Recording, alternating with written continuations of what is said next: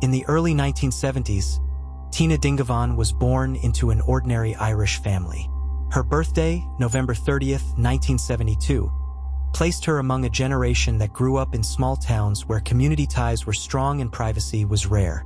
By all accounts, she was outgoing, with an energy that could fill a room, but also deeply private about her personal struggles. Friends and relatives later described her as a woman who loved animals, who carried warmth for those around her, but who also had a sensitive side that made her retreat when things became overwhelming. By the late 1980s and early 1990s, Tina had begun to forge her own path, working, socializing, and eventually meeting the man who would change the course of her life, Richard Satchwell. Their paths crossed when Tina was still relatively young, and their relationship moved with a certain inevitability. They married, and by the mid-1990s, she was known to friends and neighbors as Tina Satchwell. The couple eventually settled in Youghal, County Cork, a seaside town with a population of fewer than 10,000. The town is defined by its narrow streets, aging buildings, and the Atlantic coast that has shaped its history. In such a place, people notice the smallest changes in their neighbors' routines. Tina and Richard lived in a modest home on Grattan Street, a property with a ground-floor layout that would later become a focal point of investigation. To those passing by, the house looked like any other, its exterior giving no hint of what lay inside. From the outside, Tina's life looked stable. She had married, she had a home, and she had settled into her role within the rhythms of Youghal. Yet her family and friends occasionally expressed concern. They noticed changes in her communication patterns. Calls and visits became less frequent. Tina, who once moved freely between her relatives and her social circles, grew quieter over the years. Within the marriage, there were hints of imbalance. Accounts suggest Richard could be controlling. Tina's sister would later testify to her unease about Richard's behavior, describing moments where Tina appeared reluctant to speak openly. Though no one could fully measure the extent of the strain behind closed doors, subtle warning signs were visible to those who paid attention. By the mid-2010s, Tina and Richard had been living in Youghal for years. Their lives had a repetitive rhythm: errands, shopping trips, household routines. Yet Tina's inner circle noticed that she was becoming increasingly cut off from the broader community. She didn't drive, she didn't hold a passport, and she relied heavily on Richard for her connection to the outside world. For a woman who once radiated independence, this shift felt significant. Still, she remained deeply loved by her relatives. Tina's sisters described her as thoughtful, sometimes spontaneous, and often cheerful in conversation. She adored her pets, treating them almost like family members. She liked going to markets and car boot sales, small events that broke the monotony of her daily life. She wasn't someone who made big plans to travel abroad or chase new adventures. Her world had grown smaller, but she still carried warmth and charm when people met her face to face. By March 2017, Tina was 44 years old. To most in Youghal, she seemed to live a quiet, unremarkable life in her modest house with Richard. But beneath that still surface, tensions existed. Friends remembered moments when Tina appeared anxious. Family members grew uneasy about her infrequent contact. She had started withdrawing even from her closest confidants, something that felt unusual given her earlier patterns. On Sunday, March 19, 2017, Tina and Richard attended a car boot sale in Carricktwoal, a village about 30 kilometers from their home. Witnesses saw them together, browsing among the stalls. Nothing about her demeanor that day suggested this would be the last time anyone outside her home would ever see her alive. She was dressed casually, engaged in the small details of the event, blending into the bustle of the crowd. To bystanders, she looked like an ordinary woman spending a Sunday with her husband. That evening, they returned to Youghal. Neighbors recalled nothing unusual in the hours that followed. The Satchwell home appeared quiet, as it often did. Behind the front door of Grattan Street, Tina's life was already nearing its final chapter, though no one around her knew it. The following morning, Monday, March 20th, 2017, would later become central to the story. Richard would claim that it was on that day Tina vanished from their home, leaving him with an explanation that never quite matched the facts. But as of that night, the town of Yoel still believed Tina Satchwell was living her life as she always had. A woman with a gentle nature, a shrinking social circle, and a private world that outsiders could only guess at. What no one suspected was that this ordinary rhythm of small-town life was about to collapse into one of Ireland's most haunting mysteries. You're watching Trace of Evil, where we reveal true crimes, unsolved disappearances, and mysteries surrounding crime.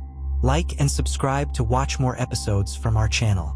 Let's get back into the story of Tina Satchwell. On March 20th, 2017, Richard Satchwell walked into Middleton Garda Station in County Cork to report his wife, Tina, missing. He told officers that she had vanished 4 days earlier, on March 16th, while he had stepped out to run errands in Dungarvan. When he returned, he said Tina was gone, along with their 2 dogs and a small sum of cash. It was the beginning of a mystery that would grip Ireland for years. The initial Garda response reflected the ambiguity of the situation. At first glance, Tina's disappearance looked like a voluntary act. According to Richard, she had taken her dogs, suggesting she planned to be away for some time. The missing money fueled that perception. There was no immediate sign of forced entry or struggle at the couple's home in Yoel, a seaside town in East Cork. For investigators, it raised the possibility that Tina had chosen to leave on her own terms. But the timeline presented problems from the start. Richard admitted he had waited 4 days to contact Gardaí. In cases of missing adults, delays are not uncommon, but the gap left room for suspicion. Why had he not reported her absence sooner? Richard explained that Tina had been stressed, and he thought she needed space. He insisted she had done similar things before, disappearing for short breaks. Yet friends and family contradicted this, saying Tina had never cut off contact for so long. Gardaí began their inquiries quietly, interviewing Richard and those who knew Tina best. Early checks on her financial activity revealed no recent transactions. Her bank accounts had not been touched since her disappearance, nor had her mobile phone been used. For someone supposedly starting a new life, the silence was striking. By late March 2017, media outlets began reporting on the case, drawing national attention. Headlines framed Tina as the missing Yoel woman, and photographs of her, bright-eyed with shoulder-length blonde hair, were splashed across newspapers and television. Appeals for information were issued, with Gardaí asking anyone who might have seen Tina after March 16th to come forward. Richard, meanwhile, became the face of the search. He gave multiple interviews to Irish broadcasters, speaking emotionally about his wife's disappearance. He described Tina as the love of his life and expressed fear that something terrible had happened. His appearances drew both sympathy and suspicion. Some viewers were unsettled by his manner, finding it inconsistent with his words. Behind the scenes, Gardaí expanded their search efforts. Officers canvassed Yoel, checking CCTV from local businesses and traffic cameras. Volunteers joined in, combing coastal paths, wooded areas, and nearby fields. Posters bearing Tina's image were distributed throughout Cork and Waterford, yet no trace of her emerged. The dogs she supposedly took with her were never found wandering, and no one reported seeing Tina in the days following March 16th. The investigation deepened in April 2017. Gardaí began to look more closely at Tina's home life. They interviewed her relatives, who painted a picture at odds with Richard's version of events. Family members insisted Tina was close to them and would not have simply walked away without explanation. They pressed the view that something was wrong, urging Gardaí to treat the case as suspicious rather than voluntary.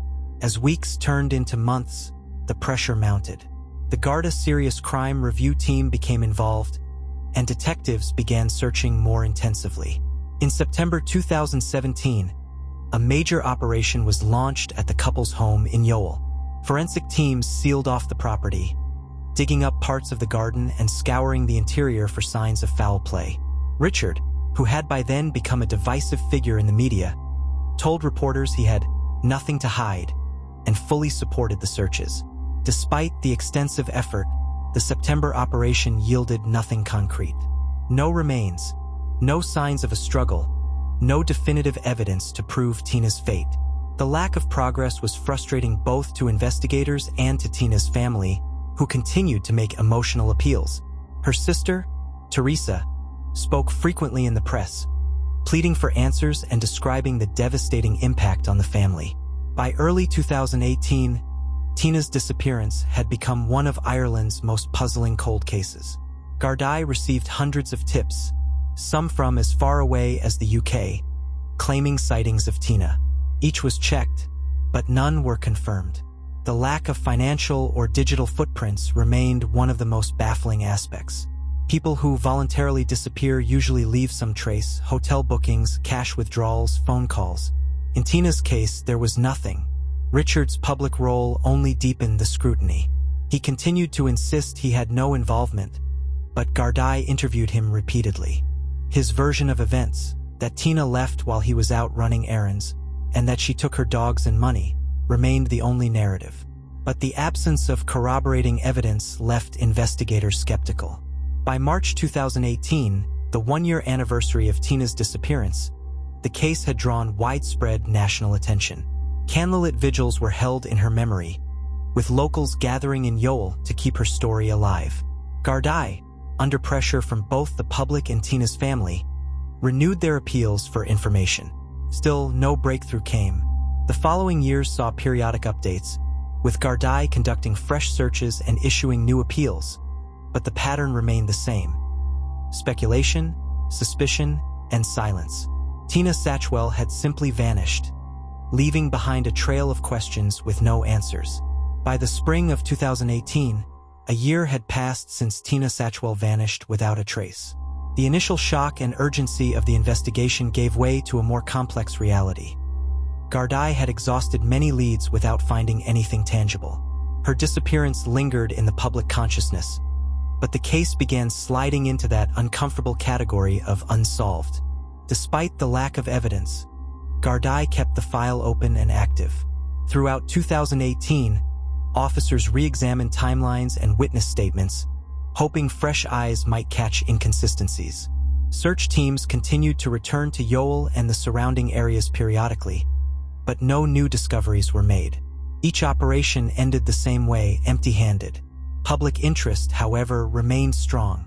The story of a married woman vanishing from her home resonated deeply in Ireland. Local newspapers frequently revisited the case, and television current affairs programs invited Tina's family members to speak about their grief. Her sister Teresa, in particular, became the public voice of the family, giving heartfelt interviews in which she expressed both hope and frustration. She maintained that Tina would never willingly sever ties with her loved ones, urging Gardaí to pursue every possible angle. Meanwhile, Richard Satchwell continued to appear in the media, a decision that made him both a source of sympathy and suspicion. In multiple television and radio interviews, he reiterated his account of Tina's disappearance. She had been distressed, he had left the house for errands, and when he returned, she was gone. He repeated that she had taken her dogs and a small amount of money. Richard presented himself as a devastated husband, but critics pointed to his occasional contradictions and unusual mannerisms, which many felt cast doubt on his reliability. As the case dragged on, tensions between Richard and Tina's family became more apparent. While he continued to insist he knew nothing about what had happened, her relatives were openly skeptical. Some accused him of withholding information.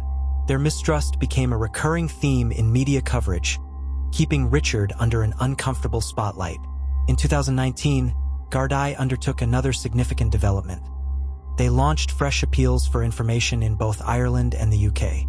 Because Tina had family ties to Fermoy, County Cork, and connections across the Irish Sea, detectives wanted to explore the possibility that she had traveled abroad. Posters were reissued, and hotlines were kept active. Again, no confirmed sightings emerged.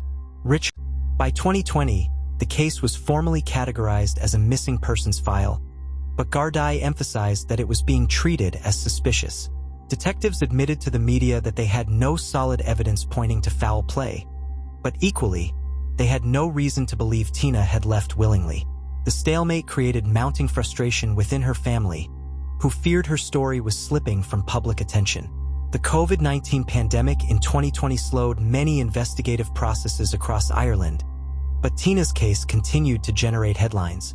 Journalists frequently revisited her story in features about long-term missing persons. Gardaí confirmed that tips still trickled in, some claiming to have seen her abroad, others suggesting various theories, but none of them checked out. In 2021, Richard made another round of public appearances, again pleading his innocence. He insisted he was as desperate as anyone to find out what had happened to his wife, even as public skepticism deepened. The contradiction of his constant visibility, a man repeatedly placing himself in the spotlight while under a cloud of suspicion, kept him at the center of coverage. Throughout 2022, Gardaí carried out further searches in the wider Cork area, sometimes prompted by specific tips, other times as part of routine review work. Forensic teams were occasionally spotted near woodlands and waterways. Each time, the presence of officers reignited speculation that a breakthrough was near. Yet each time, hopes were dashed. No body, no belongings, and no confirmed sightings were ever found. By late 2022, more than 5 years after Tina's disappearance, her case stood as one of Ireland's most enduring mysteries. For the public, it was a story of absence. The absence of evidence, the absence of closure, and the haunting absence of a woman whose image still appeared on posters and in news segments. For her family, the pain remained sharp. Teresa continued to call for answers, stating that until Tina was found, they could not begin to grieve properly. Behind the scenes, Gardaí made it clear the investigation was ongoing, but outwardly, the case looked cold. Detectives kept reviewing files and following up on leads, but progress appeared frozen. The story had reached a point of paralysis, suspended between suspicion of foul play and the faint possibility, however unlikely, that Tina had disappeared voluntarily. This unresolved tension carried the case forward into 2023, when a major breakthrough would finally shatter years of uncertainty. But by the close of 2022, the Satchwell mystery remained defined by silence. A woman gone, a family demanding answers, and a husband under the shadow of suspicion. By early 2023, 6 years had passed since Tina Satchwell was last seen alive. The case had hovered between hope and despair, with Gardaí periodically revisiting old leads. But in March of that year, investigators made the decision to revisit the most obvious place of all, the Satchwell home in Youghal. On March 12, 2023, Gardaí, supported by forensic specialists and cadaver dogs, arrived at the modest terraced house where Richard and Tina had lived. The operation was discreet at first, but word quickly spread through the tight-knit town. Neighbors watched as crime scene tape was erected, officers moved equipment inside, and vehicles arrived with ground-penetrating radar. For days, forensic teams worked inside the property, focusing their attention on the lower level and outdoor areas. On March 13th, cadaver dogs indicated interest beneath a section of concrete flooring at the rear of the property. Officers carefully began to dismantle it. Beneath the recently poured cement, they discovered what they had been searching for all along: human remains. Wrapped in plastic sheeting and buried in a shallow grave, the remains were badly decomposed but intact enough for forensic recovery. Dental records and subsequent DNA testing confirmed the discovery within days. It was Tina Satchwell. The grim revelation shattered any lingering hope that she had disappeared voluntarily. The breakthrough transformed the case overnight. Gardaí immediately arrested Richard Satchwell on suspicion of murder. He was taken into custody, questioned extensively, and charged within 48 hours. For the community of Youghal, the arrest was both a shock and, for some, a grim confirmation of what they had long suspected. In his initial interviews, Richard offered shifting explanations. At one point, he suggested Tina's death had been accidental. At another, he claimed she had become upset, fallen, and he had panicked. But investigators pointed to the deliberate concealment of her body beneath newly poured concrete as evidence of intent to cover up, not an act of panic. The case moved quickly to trial preparation. Gardaí released a timeline of their findings, confirming that Tina had died in her home in March 2017 and that Richard had buried her within the property. Forensic analysts testified that the grave had been created intentionally, concealed beneath cement in a manner consistent with efforts to hide a body permanently. In 2024, the case proceeded through Ireland's judicial system, drawing widespread media attention. Coverage highlighted not only the tragedy of Tina's murder, but also the years of anguish her family had endured, believing she might still be alive. Her sister Teresa spoke to the press frequently, describing the discovery as both devastating and a form of closure. She condemned Richard's years of denial, calling his interviews cruel misdirections that prolonged the family's suffering. The trial opened in 2025. Prosecutors presented a clear argument. Richard Satchwell had murdered his wife during a domestic dispute and then concealed her body under their home. They emphasized the physical evidence, the grave, the plastic sheeting, and the concrete, as proof of deliberate concealment. They also cited Richard's repeated public statements that Tina had left voluntarily, framing them as calculated lies designed to mislead both investigators and the public. Richard's defense team attempted to cast doubt on intent. They argued that Tina's death may have been accidental, that Richard panicked, and that his subsequent actions were driven by fear rather than premeditation. They urged jurors to consider manslaughter instead of murder. The jury deliberated for several days, weighing the inconsistencies in Richard's story against the undeniable evidence of concealment. In May 2025, they returned their verdict, guilty of murder. Richard Satchwell was sentenced to life imprisonment, Ireland's mandatory penalty for murder. The verdict closed one of the country's most high-profile disappearance cases, one that had gripped the nation for more than 8 years. For Tina's family, the verdict brought a measure of resolution. Her sister Teresa publicly thanked the Gardaí for their persistence and spoke of the bittersweet reality. Justice had been served, but it had come far too late to save Tina. The case also sparked wider conversations in Ireland about domestic violence, coercive control, and the challenges investigators face in suspected domestic disappearances. Commentators pointed out that, for 6 years, Richard's version of events had shaped the narrative, leaving family members to fight against the perception that Tina had simply chosen to vanish. In Youghal, the Satchwell house stood as a stark reminder of the tragedy. Neighbors who had once speculated about Tina's fate now knew she had been only feet away, buried in the home she had shared with her husband.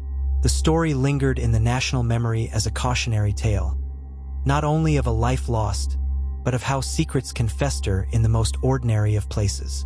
By the time Richard began serving his sentence, Tina's name had become synonymous with Ireland's darkest domestic tragedies.